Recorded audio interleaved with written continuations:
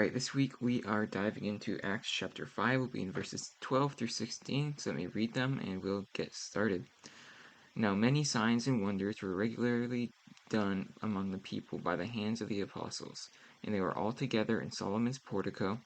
None of the rest dared to join them, but the people held them in high esteem. Verse 14, and more than ever believers were added to the Lord, multitudes of both men and women, so that they even carried out the sick into the streets and laid them on cots and mats, that as Peter came by, at least his shadow might fall on some of them.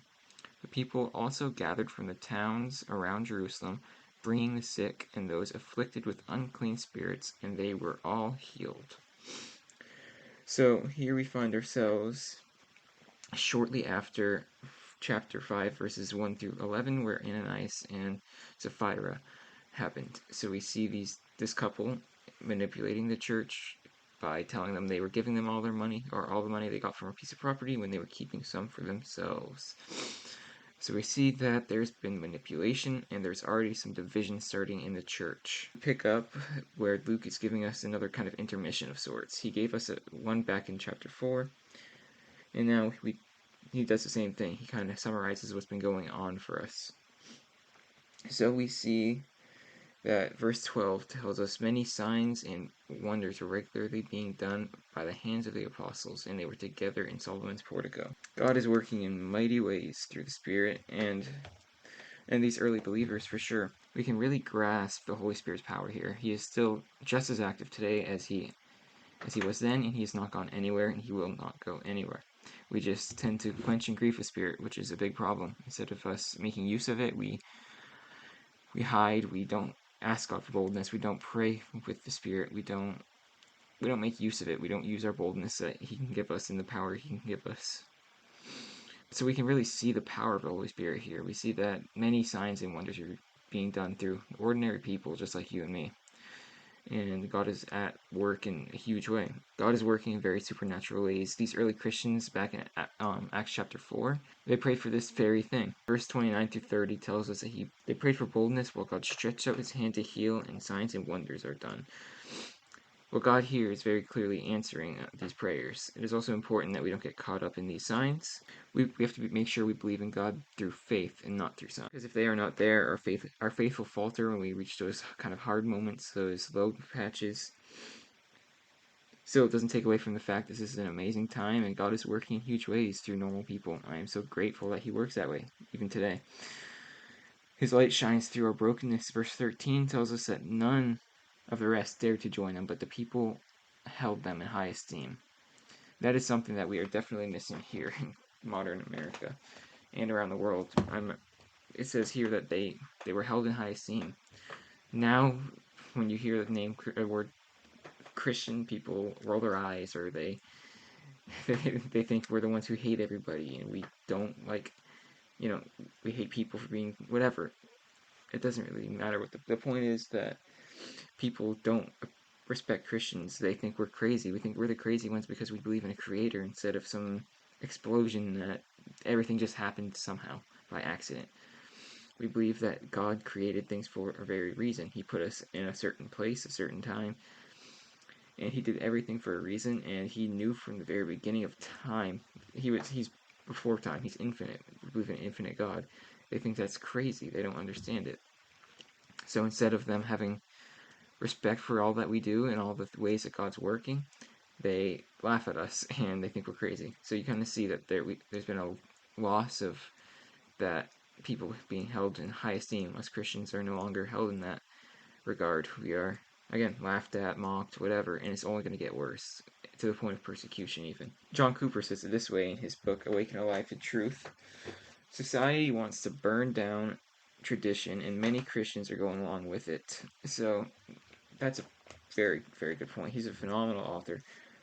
Great book. But he talks about how society wants to burn down tradition. Traditional United States, what were we founded on? We were founded on the Bible. We were founded on people moving here for religious freedom, to get away from the Catholic Church, the Roman Catholic Church. Now all of a sudden they're trying to get rid of that, because if we get rid of the tradition, which is Christians, then no one will stand in their way. no one will be able to fight them. So John Cooper says it that way. He says many Christians are going along with it. That's also very true, because so many Christians today are, instead of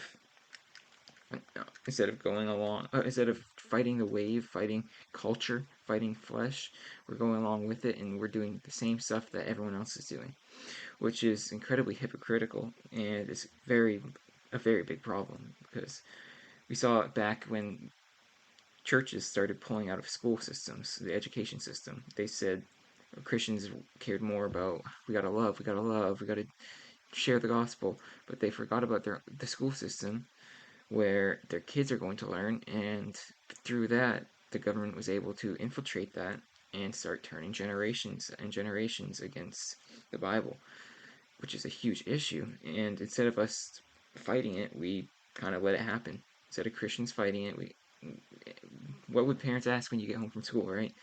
Did you learn anything? Cool, whatever. They don't genuinely, they didn't look into what schools were teaching them. And we saw how badly that backfired, because now things have just gotten so much worse. I think it's time that we ask God for boldness. I think we start praying and asking for that power of the Holy Spirit, asking to be filled with the Spirit again. Quenching and grieving the Spirit are two awful things. Quenching is when we don't use full power of the Holy Spirit. We hold that, we aren't making the best use of the Holy Spirit in us. He is an amazing being. He's God himself in us. So that's quenching it. Grieving the Spirit is when we continually do stuff that we know we're not supposed to do, and we continue to ignore the Holy Spirit's talking to us, and through whatever situations, and we continually do that, and that's just going to continue to make things worse and worse and worse for us. The Holy Spirit is powerful. He is amazing. He is God himself with infinite power. The Holy Spirit prays for us. We can't be going around quenching and grieving it. We have to make use of it. So I say what we need as a whole Christian society is we need to start praying for boldness, and we should start going forth. We have to start standing up for what we believe. We have to start trying to make an impact before we run out of time. And I think that end times are drawing closer and closer day by day. So it's time to take a stand. So then we'll pick back up, we'll look at verse 14. And more than ever, believers were being added, believers were added to the Lord, multitudes of both men and women. That's an amazing thing. We see that multitudes are being born again, being saved, which is something that we haven't really seen. We've seen big, large numbers, but this is multitudes. It's too much to count. We saw Luke himself keeping count. He said they started with so many, and then we added the 5,000 men. We added, so now he stops keeping count. He's like, there was multitudes. So that kind of shows how fast the gospel is spreading. It's truly spreading like wildfire here. And it's just so cool to see these believers and Christians were praying for boldness. God gives them boldness. God does signs and wonders through them, and multitudes their lives are changing, and that's just the power of God. So, verse 15 tells us that they even carried out the sick to the streets and laid them on cots and mats, that as Peter came by, at least his shadow might fall on some of them. Just reading that, there's something stuck out to me, and it was, we're going to go to Matthew chapter 9, verse 20, and we're going to take a look at that, and we're going to look at Matthew chapter 14, verse 34 through 36, but first we'll start with this one. Matthew 9, chapter 9, verse 20, and behold, a woman who had suffered from a discharge of blood for 12 years came up behind him, came up behind Jesus, and touched the fringe of his garment. For she said to herself, if I only touch this garment, I will be made well. So that's kind of similar, right? Instead of a garment, they're trying to be in Peter's shadow. And then we'll look a little bit further. This was Matthew 14, 34 through 36. And this one says, and when they had crossed over, they came to the land at Gennesaret. And when the men of the place had recognized him, They sent to all that region and brought to him all who were sick, and implored him that they might only touch the fringe of his garment, and as many touched him were made well. Verse 16 will tie in with that one for Acts. So Acts chapter 5, verse 16, the people also gathered from towns around Jerusalem, bringing the sick and those afflicted by unclean spirits, and they were all healed. So we see people were gathered from towns around Jerusalem to meet with Jesus, and we see in Matthew 14 it says, they sent around to all that region and brought him men who were sick. So people from all around were swarming to Jesus to be healed, trusting that they could only touch the fringe of his garment and they would be healed. And now this is something very similar we're seeing. So that they even carried out the sick into streets and laid them on cots and mats, that as Peter came by, at least his shadow might fall on them. This is amazing. We're seeing God, Jesus, working the same way through these ordinary men that he worked through himself. Instead of his garments, it is his shadow. That's amazing. It's not even something that you can... A shadow you can't touch. The thing behind me? See a shadow? Like, you can't touch that. You can't interact with that. With a garment, you can interact with that. So we see that nothing's too ordinary that God can use. He's using people who... Peter was the same guy who put his foot in his mouth so many times, and the same guy who it never seemed like he got it. But here we see that God is using him in supernatural, miraculous ways that are unfathomable today. Just truly the power of God is staggering. So we saw them last chapter face that resistance under the name of an order by these religious leaders. They said, "Do not teach or preach or speak of this name again."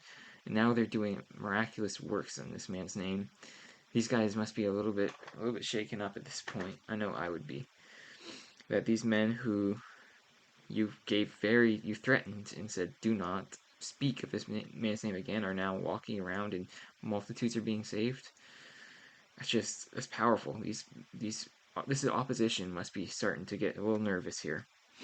It's just truly amazing that we can see that, God has worked through these men, and he can work through us just the same. So I think we should be praying for boldness, and we should start making stands. We should start taking steps of faith. We should start leaning and trusting in God instead of ourselves, and God will use us. And I think it's time that us as Christians, we actually start impacting the world and impacting it for God and his glory. And we're going to run out of time, so it's time to make that stand now. Hope you all enjoyed, and I'll see you next time.